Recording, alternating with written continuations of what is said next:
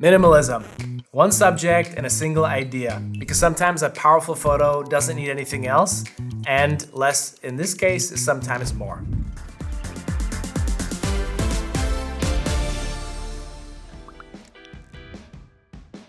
Howdy everyone, hope you're doing well. In this video we're going to be covering minimalism, what it actually is, who shoots in this kind of style, how we can create minimalistic photos, and also how to edit them so that they stay super clean yet powerful.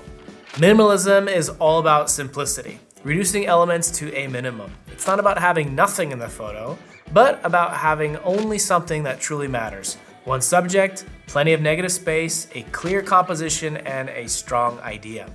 Typical representatives of minimalist photography include Michael Kenna, known for his black and white landscapes and with simple lines, or Hiroshi Sugimoto, whose work often relies on reduced forms and long exposures.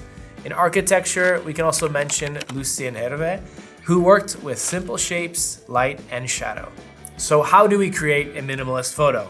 Start by asking yourself, what's the main subject here? If the answer is, I'm not sure, then there are probably too many elements in the frame.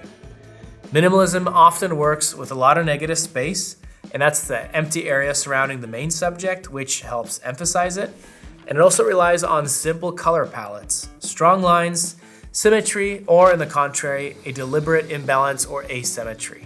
So what can we shoot in a minimalist way? As a first example, we can look at architecture. Clean walls, windows, shapes, and lines.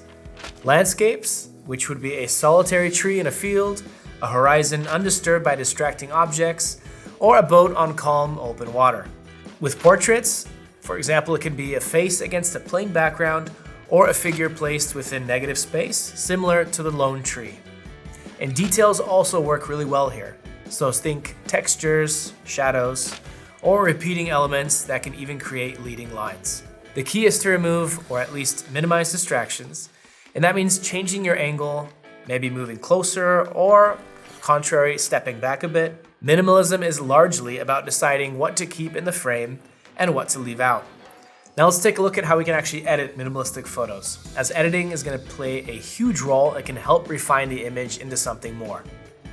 In Zoner Studio, let's open the photo in the Develop module and first look at exposure and contrast. With minimalist photos, a subtle increase in contrast often helps the subject stand out more from the surrounding space. But be careful with contrast, and if you're interested in avoiding the pitfalls of contrast, we actually created a video about it, and if you don't find it here, you'll see it in the description. Now back to editing. Color plays a crucial role in minimalist photography. You basically have two options.